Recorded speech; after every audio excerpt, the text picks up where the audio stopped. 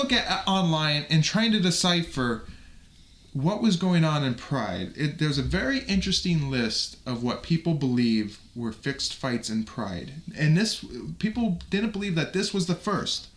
Going back to Pride number 1, people believe that Murakami Kazunari versus John Dixon was a fixed fight. And watching that fight and how Kazunari sort of acts when he goes for the armbar, he just sort of like, ugh, and the look on his face, it looks like it was set up. And so I could kind of believe that John Dixon threw that fight. And of course, John Dixon would never come back in Pride. And I think that's what would happen, is these guys that threw fights would be banished. Like, we don't want them back. Because then they would display their real skills. And people would be Or they curious. might fucking spill the beans. No. People also believe that Nathan Jones versus Koji Katao was a fix.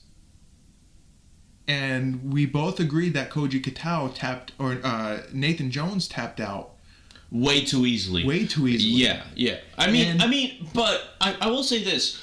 I know he tapped out way too easily, but at the same point, I agreed with Quadron Boss when they're like, Nathan he's just Johnson, trying to protect his arm. Exactly. It's more of a striker. And so I see it happening, but if we're talking about situations that could be seen as fights that were set up, yeah, you can see that one as being There's one of them. evidence to say that that's a fixed fight, but there's also evidence against it. You could say that the fact that Nathan Jones never returned to fight MMA, that he just showed up for a payday to lose to who Pride was. I think they had intentions to build Koji Katao into a big name in their organization because he was back in Pride number 2 in the crowd. They fucking clearly showed him.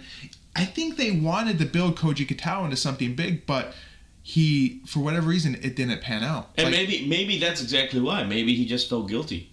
Did you see the look on his face? Oh my God, in Pride too. Jesus fucking Christ on a candlestick. Cue the fucking Koji Katao and the Price is Right. So here we have man, this is going to be a really interesting topic to get to when we get to this notorious fight between Takada and, I won't say the name yet. Don't spoil it for me. I'm not going to spoil it for you because I know it'll be a fucking big thing for you, but other people watching this probably know what fight I'm talking about. Again, Takada only had 2 victories in his career, and both are...